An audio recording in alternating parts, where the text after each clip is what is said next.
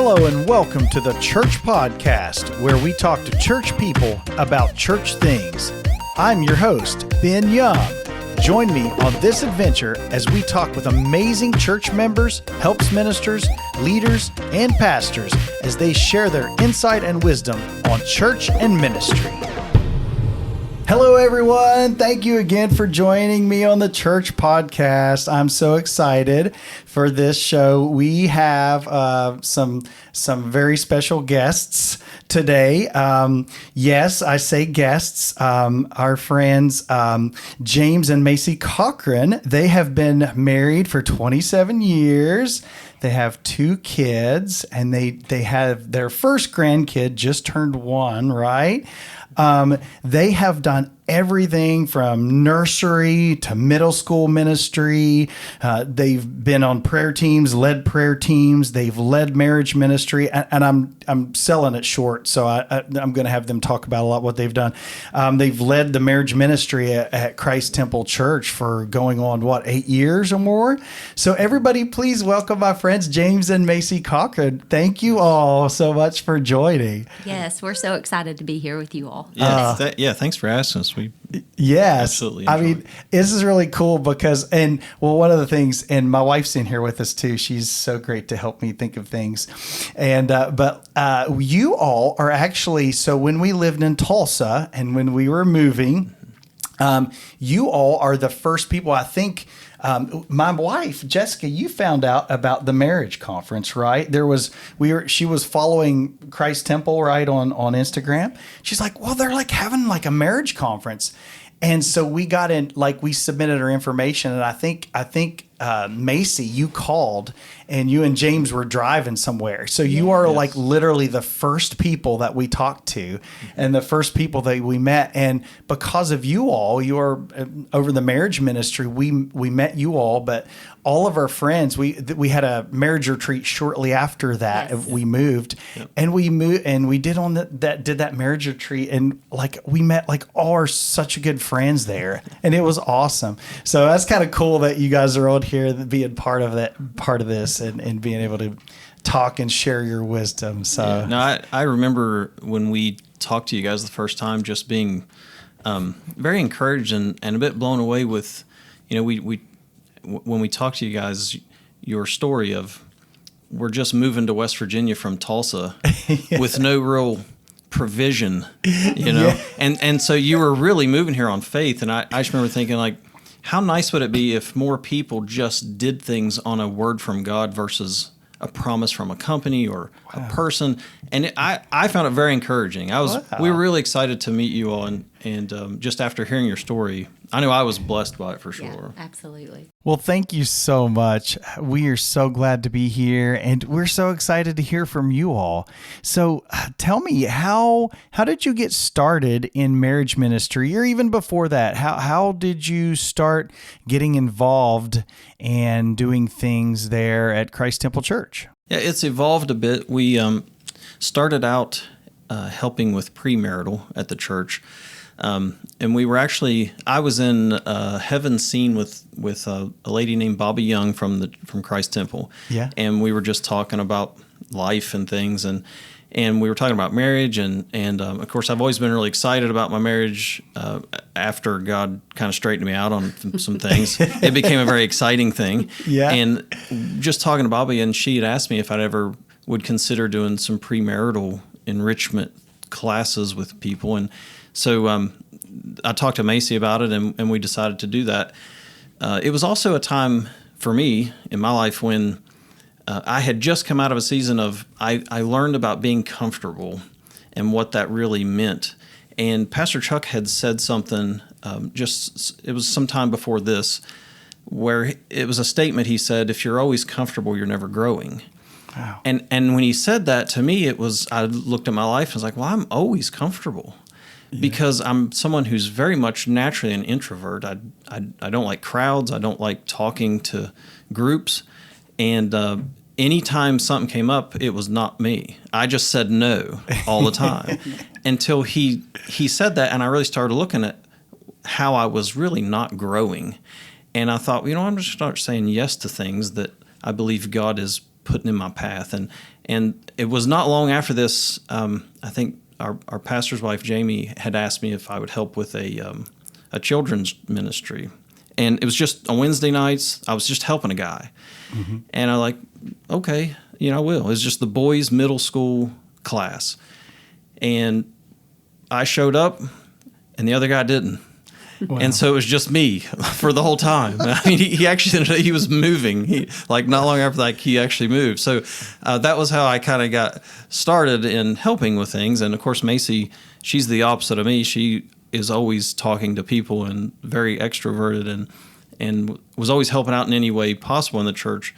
But for me, it started there, and I really got used to talking to these middle school boys, just presenting a message each Wednesday and doing activities and things, and that kind of went from there to helping in like church camp. We would do we'd be cabin parents and things like that, and just helping out there. And then of course Judgment House, we started helping in that, and then from there we got into kind of premarital. And as we did more of that, when we started working with Gary and Becky Carpenter, because they did the marriage ministry at the church, and we started working with them a bit. And then after some years there, Becky's like, hey, y'all start doing this, and she just would give us more tasks to do. Mm-hmm.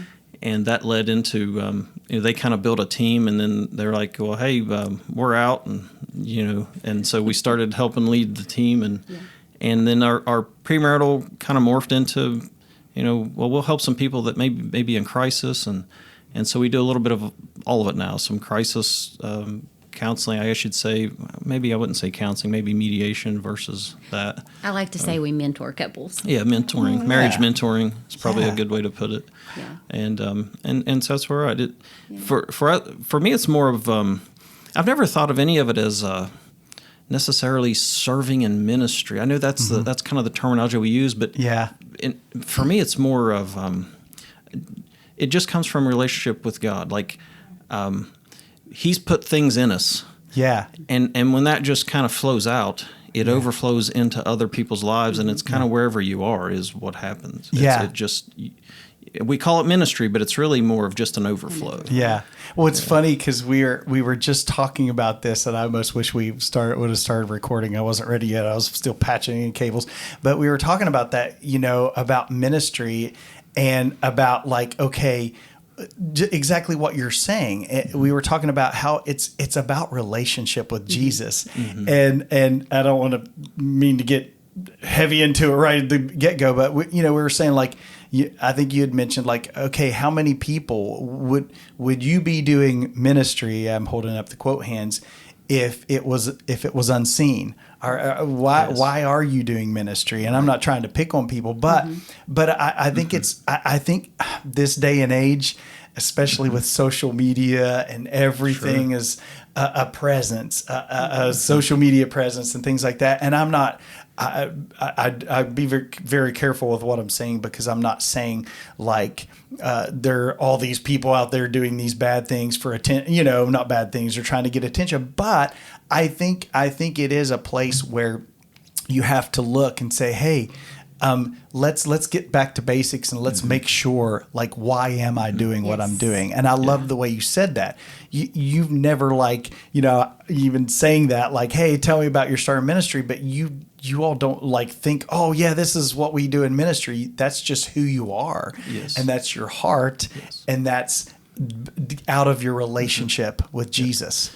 Yeah. And to go along with that, this is something I think a lot of people in ministry miss. We hear a lot about people getting burnt out. Yeah. They work for a church, or they work in a ministry, and they get burnt out.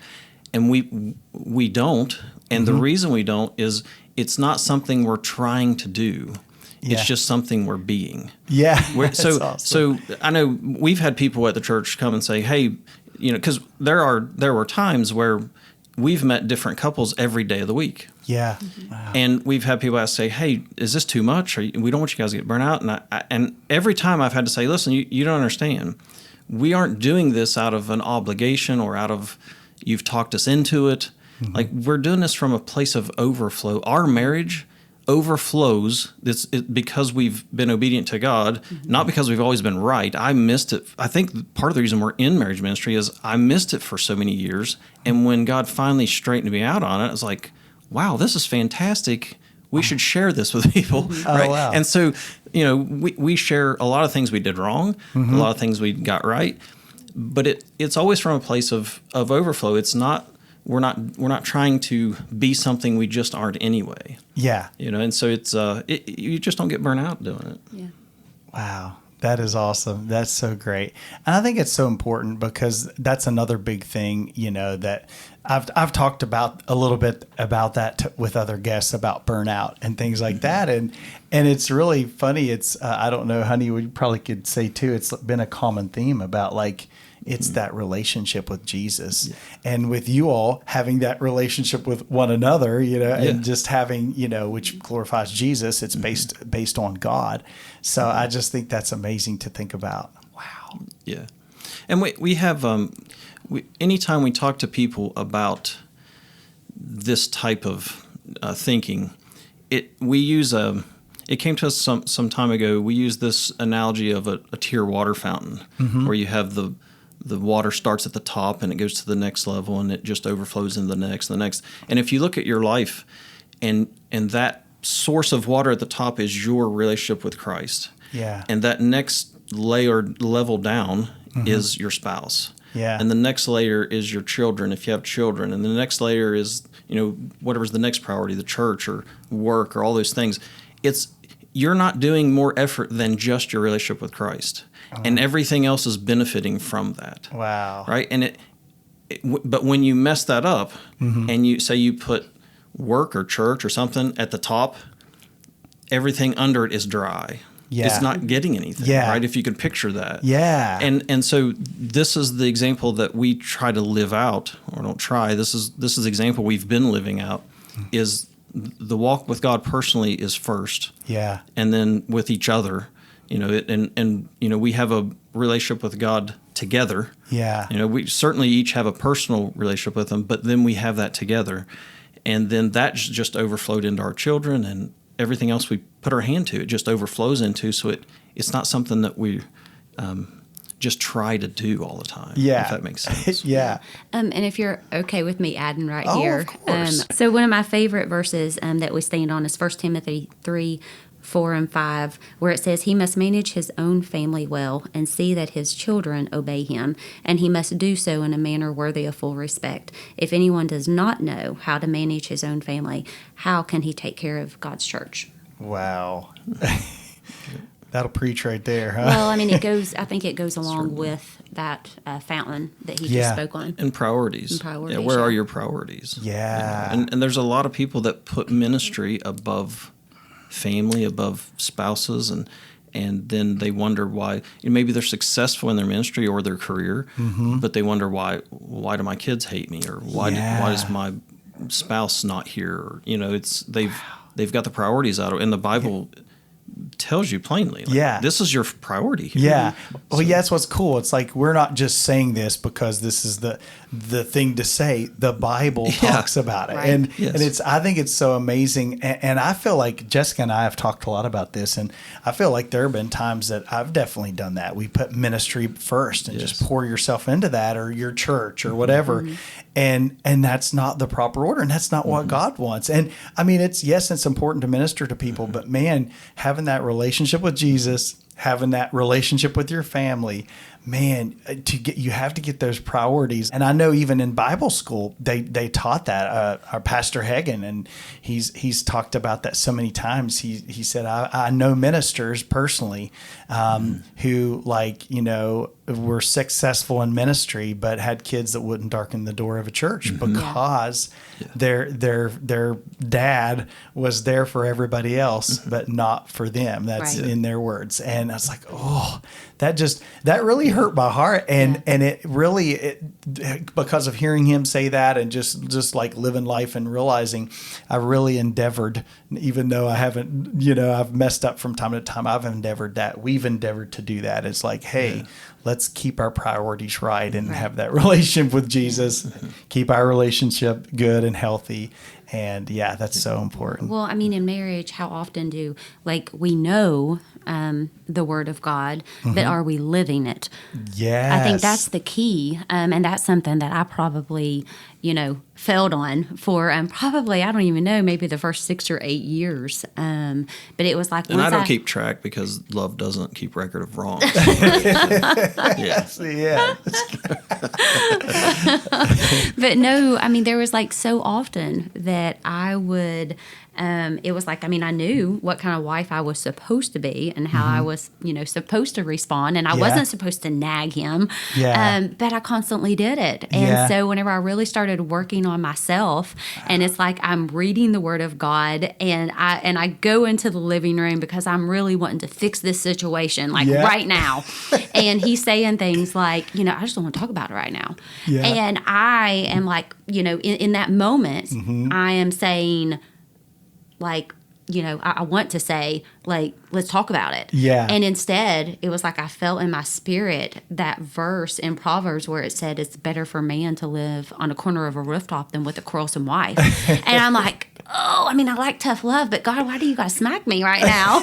And so, but that's what I did for myself. I started applying the Word of God to me. Wow. And so I think it was a huge turning point in our marriage. Wow. And that's something we find with people just in general that we talk to.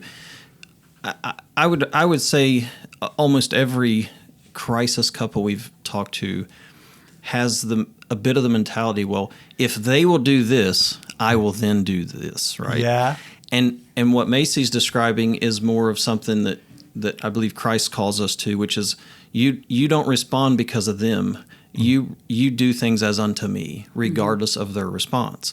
Yeah. And that's something that if you live that out, their response don't matter. Yeah. You're doing it as unto Christ. Yeah. And so when you can get people to kind of switch their mindset to, all right, it really isn't about them. I can't make anyone do anything. God doesn't even do that. Yeah.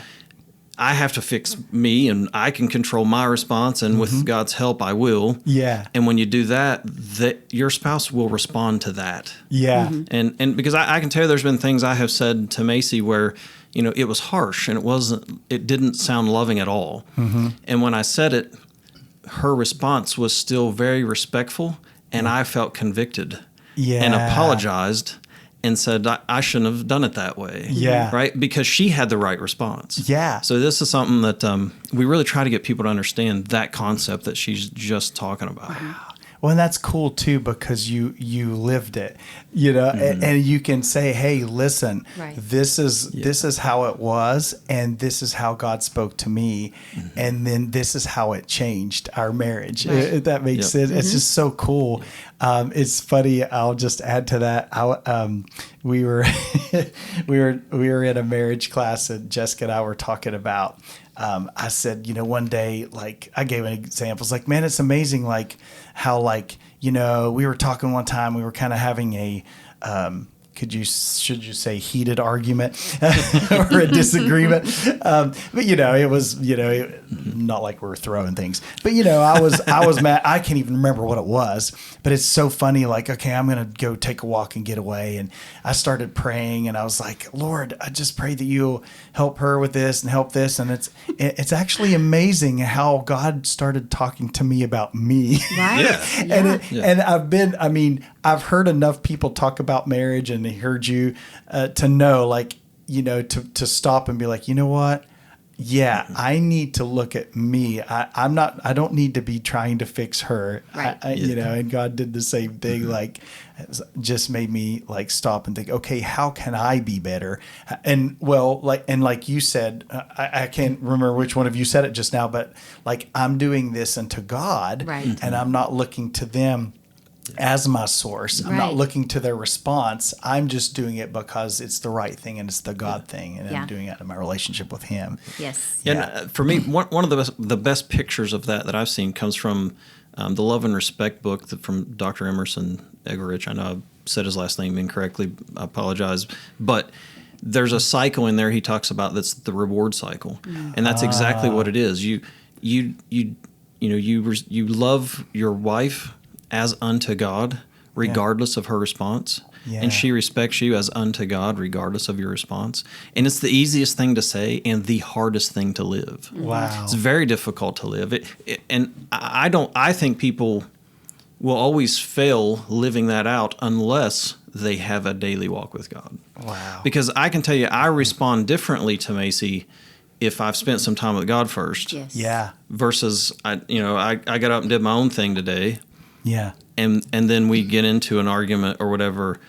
I will respond differently if I haven't spent time in the Word and I haven't spent time with God. And normally, if we are in those arguments, I'll just stop him and I'll say, "Okay, when's the last time you were in the Word?" Like, because his response is different to me. Yeah. Yeah. Wow. Yeah, and we also kind of give each other permission to do that, to Right. challenge each other. Yeah. I love the whole idea of iron sharpening iron. And one of my favorite things Macy does is ask what I've been reading. Yeah. Because I love talking about it. I love talking about God. I love talking about the Bible. And when she asks me, it's like exciting. And so we get to talk about it. So we've given each other permission to do that. It's Right. not like she's asking in a condescending way, well, Right. when's the last time you read? Or, you know what I mean? It's not that. It's more of a reminder like, hey, the way you're responding is not the way you normally do. Yeah. Because normally you are in the Word. What and it's just a genuine, authentic question to help prompt me to think a bit. Yeah. And it always works. And I do the same for her. Right. I do the same thing to her. So Yeah. it's not a one-way thing. She's probably messed up a couple times in our marriage, but, just a couple. Just a couple.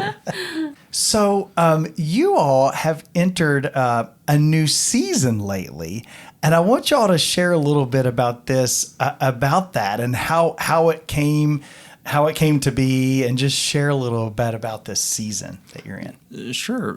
So we've been asked to speak a bit more at marriage conferences and things like that. This started as something. Again, I go back to the saying yes to things that are uncomfortable. Yeah. So for me, it was very uncomfortable speaking into groups. I really kind of became accustomed to talking to a couple people at a time, and that got very comfortable. Yeah. However, when that became a group, it went back to I was very uncomfortable. Yeah. And so I've always tried to kind of shy away from opportunities where someone's like, hey, would you like to say this? Like, no, I wouldn't. And so, give someone else the mic. And this was something, I think this probably goes back to Becky and Gary Carpenter challenging us at the marriage retreats they had at Christ Simple to open the retreat, So Wow. it wasn't anything big. It was a couple minutes of just welcoming everyone. Yeah. But it was, you might be talking to 100 people. Yeah. And for me, that was, a lot. Yeah. It was not something I ever looked forward to anytime they asked. Okay, can I please add here? Yes, okay, I have to please. tell you about this experience at that retreat. So, whenever we got the text that we needed to open, he says, I'm not doing it. So you prepare and you get ready. Okay, first of all, I don't sleep anyway. But when I say I had written pages of like what we would open with, like I was stressed to the max. He is sleeping like a baby. And so in the morning, I'm like, well, I've been working on this. And he's like, oh no, I got it. Oh my gosh. I actually felt bad about that. So then. You mean? Yeah, you go wanna ahead, go ahead. So then when I told her that Maria's like, oh, honey, listen, I'll take care of it. It's okay. I'll do it. And then we get up there and I just literally said, welcome to everyone there. And I said, my wife has some things to share. Like that's how I did it. And she was just terrified. Like you could see the terror come across her face. Then I said, no, I'm just kidding. And I don't know, we said something else, but it wasn't like we weren't expected to do a lot. Right. Yeah. But even that was so uncomfortable. And I kind of made a little bit of a joke, and that was more between me and Macy. Of course, people there seeing the humor in me just kind of throwing her under the bus a little bit. Yeah. And so but it broke the ice, and it was something that was good for us. But that's kind of where we started, and then it became, maybe you could share a bit more at one of these retreats.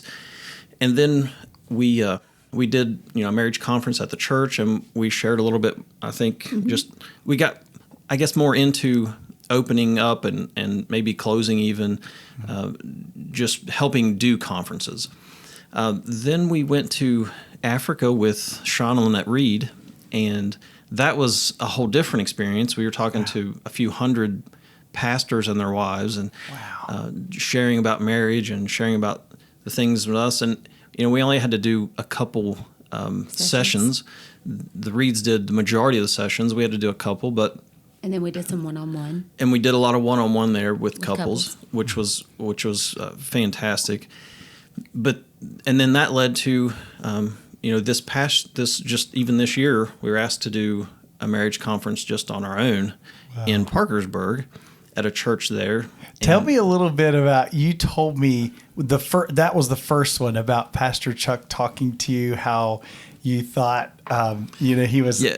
So he had kind of caught Macy as she was going by, and she's like, hey, he said and she could probably tell the story better because you were there. I wasn't there. It was like, so go ahead, actually. You can share that. So we were getting ready to put on a marriage date night. It was the same night. Okay. And we, just in passing, he was like, wait, Macy Cochran, I just tried to call you. And so I was like, okay, what's going on? And he said, and he starts telling me about this marriage conference that is going to be in Parkersburg, West Virginia. And that he was telling this pastor about this amazing couple that has ministered at the church. And I'm thinking Sean and Lynette Reed. Like, that's who I thought that he was talking about. And then he just kind of says, and James and Macy. And so then Angie Caserta looks at me and she's like, you're hearing this, right? Like, he's talking about you. You and James are going to Parkersburg to put on a marriage conference. And so I'm like, okay. But yes. And certainly that was an uncomfortable yes for me. But I've learned to appreciate the challenge that comes with that, and because you grow. Yeah. And Pastor Chuck is one that absolutely stretches people. Yes. Yeah. And so it was something that, and certainly if we prayed and felt like God just saying, hey, no, don't do that, we definitely would not just do something because someone asked. Yeah. But that's not how we felt at all. Well, we felt it was an opportunity to share. And certainly, if you can share the gospel and you can help marriages also, what a fantastic, why would you say no? Yeah. Well, and I think what's amazing is right before we were asked to speak there, we were actually in I think it was a premarital, and God had kind of given him that idea of that fountain, that water fountain. Wow. And so we were actually able to use that. We did a drawing, pulled it up, and we were actually able to use it in the conference. Wow. So that was the first. That was the first time we were kind of responsible for all of the sessions, and I think there was maybe 4 over a couple of days, and so that was different for sure. Yeah, and then his sister has a church in Webster, her and her husband, and she did not know, because we didn't tell anybody, that we were doing this conference in Parkersburg. And so she calls me out of nowhere, and she says, hey, do you remember a few years ago whenever I had mentioned to you that, there's going to be a time and you're going to put on a conference at our church? Yeah. And she said, so this is the time. I need to know if you're available. And she gives me the dates. And I'm like, James, so your sister is wanting us to do a conference at the church. And they both were so beautiful, and they both were so intimate, both of the conferences. Yeah. Wow. And certainly anytime we do something like that where you just say yes to something God puts in your path, we definitely, we learn more, we get blessed by it. It really is something that while it is a bit terrifying on the front end, after the fact, you're always you learn so much from it, you grow from it, and you're very glad. I mean, we've always been glad we've said yes to things like that, even though it's a little scary at first, certainly. Well, I just, what I love about this, and the theme I see in this, is going back to with you, you, James, that was it was uncomfortable for you to the start, even talk to one person or whatever. But the beauty of that, and I think it's important for people to hear, is you said yes, and you did it even though it was outside your comfort zone. Like you said, you knew it was right. You wouldn't just do something to do something, but you did it because it was the right thing, and you put aside that discomfort. Right. And the beauty of that is the more you did that, now speak to these few people, and then now speak to these. And I remember I think we went to 2 different marriage conferences, right, at Christ Temple, like retreats, right? So whichever one, I think it was the second. I can't remember the second or first one, but when you all were speaking, Jessica and I were so excited because, and I already knew, like, just talking with you, I kind of knew, like, you had already started doing stuff like that, but I know that was outside of your comfort zone. Yes. But when you all spoke, we were like, oh my goodness. Like I wish they spoke more. Like I want them to speak. Like we were just thinking, like not that we mean like, oh, we want them to speak and the other people not, but we wanted that. But anyway, that was a little sidetrack. But I think it's awesome how you just say yes, and I think it's important for people to know, hey, like you're going to be uncomfortable. Like, and you just said it a while, didn't you say, just like what Pastor said, Pastor Chuck, about, yes. If you're comfortable, something's you're not growing. Yeah. Right. You're not growing. So I love that. And I think it's so cool just to recognize that, to know that, hey, just be ready. It's okay. Just be willing to say yes. And, like you said, it can be terrifying at the beginning, but God's going to take care of it. And when you look back, you're growing and you're moving and stuff that you might have not even thought about. Oh, now that's okay. And then you have new levels to stretch yourself. And that's another piece that I never considered before, is the reward that you get afterwards is more than just, it's not just that you feel good for doing it. Mm-hmm. There's a deeper walk with God because of it. Oh, and this is something that when we started doing this, it was uncomfortable for me. What is comfortable for me is me just sitting alone reading. I love, not that I love reading, I love reading the Bible. I love reading about the Bible. Yeah. Just things like that. And, there are times, you'll read verses or stories or passages out of the Bible, and you've read them multiple times in your life, and you really don't see anything new.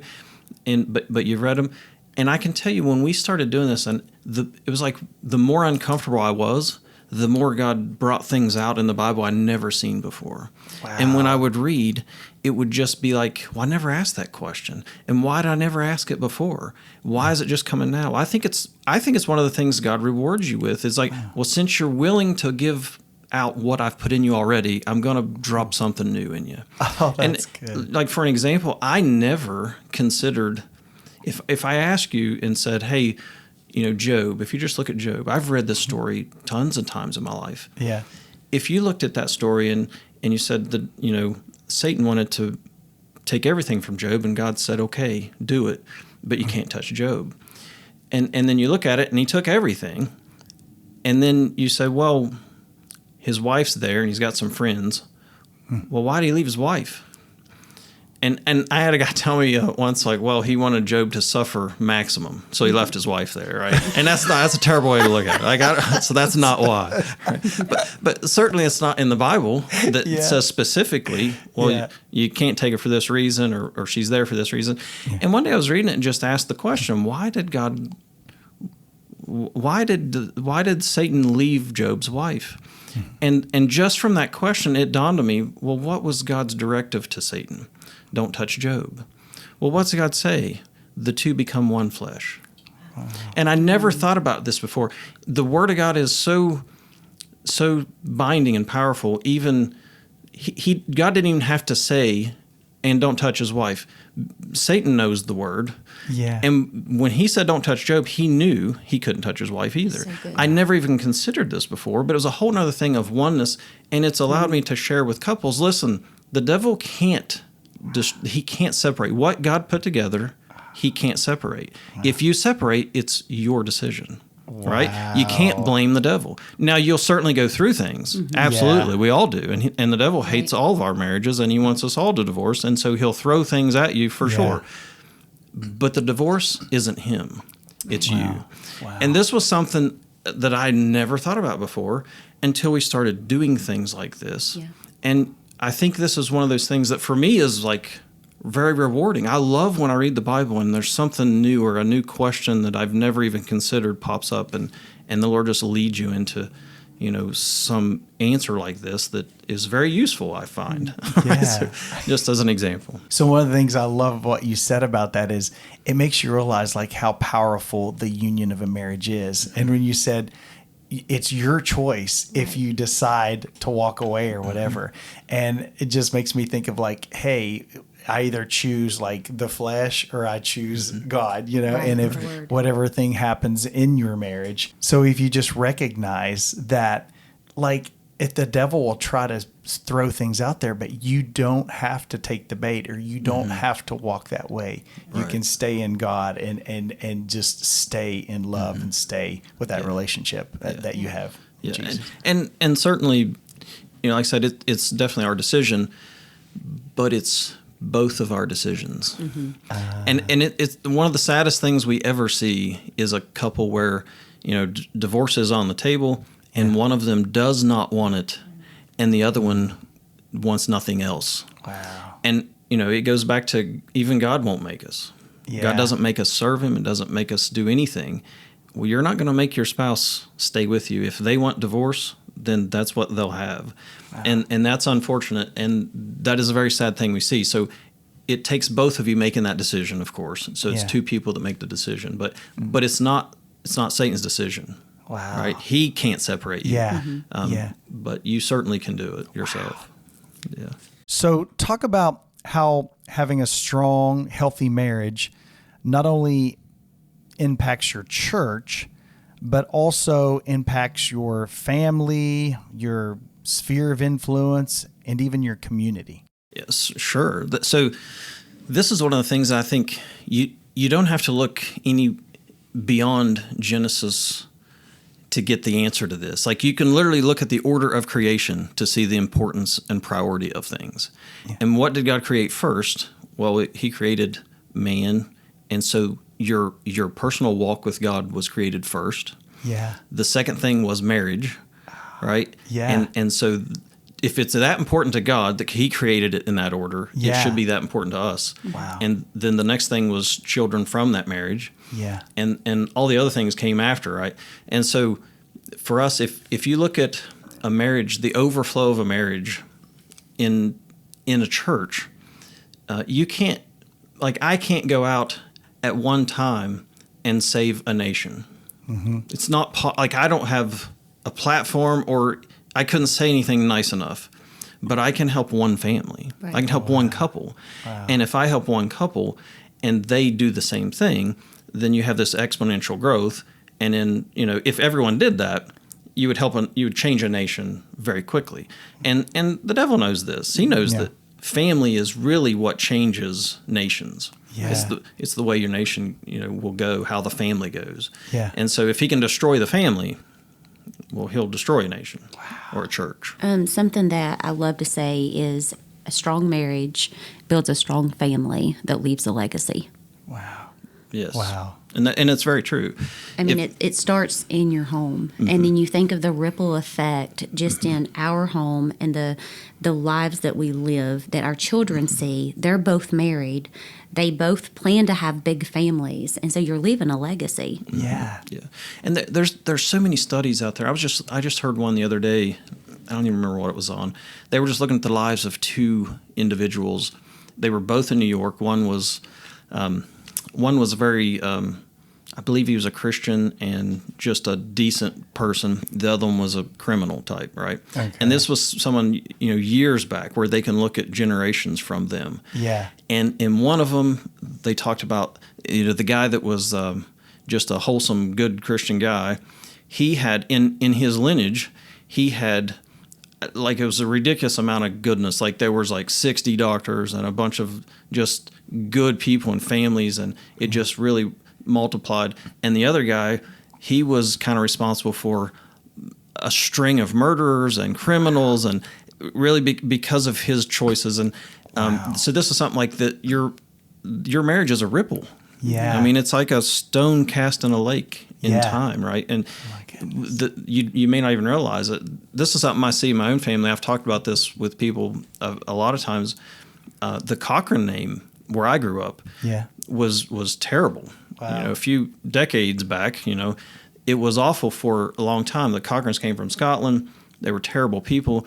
They were drunks and thieves, and they fought, and they just were horrible people. Nobody trusted them. They were liars. And my grandfather was actually the first one that gave his life to God. And his dad got saved. He started preaching. His dad got saved under his ministry. And then my grandfather had 7 children, all of who were in church. Wow. And all of them had children, all of who were in church. And so from the Cochran name where I grew up, at one point in history was horrible. And now, if you went back to that place and talked about the Cochrans, well, they're wonderful, upstanding citizens, they're all good people, and a lot of them ministers. And so it's just one guy, like one decision. And our marriages are like that. Your marriage is going to affect children and neighbors and friends because you're looked at differently as a couple versus one person. Right. Yeah. You're just looked at differently. Yeah. And so you have an effect on people. Your marriage has an effect on people. Whether you want to or not, it's going to. You should Yeah. be the best team Yeah. out there. Yeah. And if you work as a team, if people see that, I mean, you have a different impact on them. Yeah. You can impact them negatively as well. Yeah. And unfortunately, that happens a lot. Yeah. So it's really how do you want to impact people? You know? Yeah. Wow. So you've shared so much wisdom already. We've already talked about so much.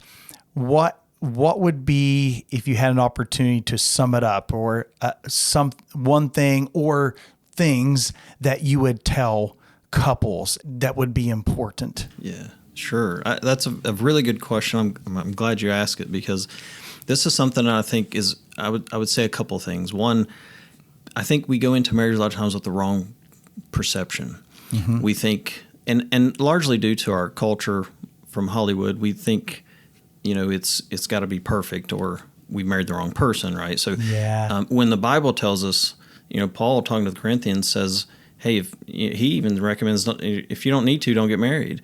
Yeah. But if you do, know you're going to have problems.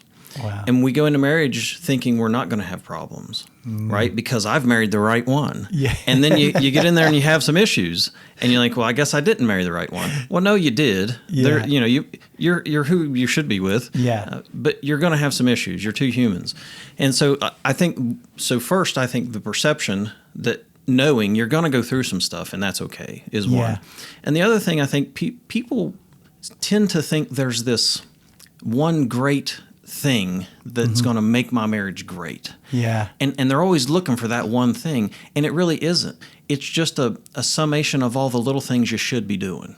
Wow. So, you should be reading your Bible. You should be spending time with God. Mm-hmm. You should be respectful to your spouse and loving toward her. You should, like when you wake up in the morning, these things are what you should be doing. Yeah. Well, just do what you should do. Wow. There's really not a secret to it. Yeah. It's just we don't think about it. We're looking for something more, I don't know, more Hollywood sounding or more profound. And there's really nothing profound about marriage. It's just the beauty of the simplicity of it, that God created two people to be one, and to just have do this dance of marriage that is a beautiful thing when you do it.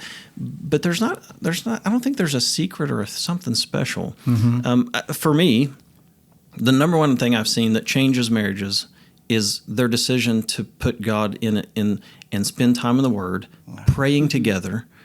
The things that when you hear, you're like, well, yeah, I know that. Yeah, well, do that. Yeah. Most everybody knows it. They just don't do it. Yeah. And when we talk to people and you ask that question, if they're being honest with you, and you say, well, how much have you spent time with God?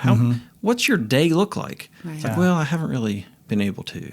It's like, well, that's why you're thinking the way you're thinking. Wow. Like the Word of God has a way of changing the way we think. Yeah. And so if you give time to that, and you give time to God, and you try to listen. Yeah. That's something people don't do either. So it's just the summation of these little things we already know. Yeah. Christians already know we should be doing these things. Yeah.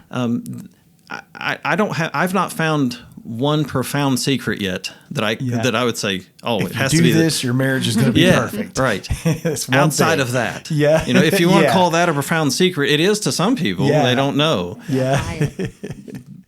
Thank you all so much. I love talking to you all. Like I could just sit for hours. I mean, I've sat with, at different camping things. James, I've sat and talked with you and we've all sat together as couples and talked. And I'm not just saying this because we're on a podcast, but I really, truly appreciate your wisdom. You all have helped Jessica and I, and we've actually, we've met with you about things that we were working through, nothing like detrimental to our marriage, but we had to work through some things. Sure. And you all, Jessica and I was just talking about this before you all came, and it was so encouraging. It really was, because sometimes, especially early on, I'll just be honest and transparent for a minute.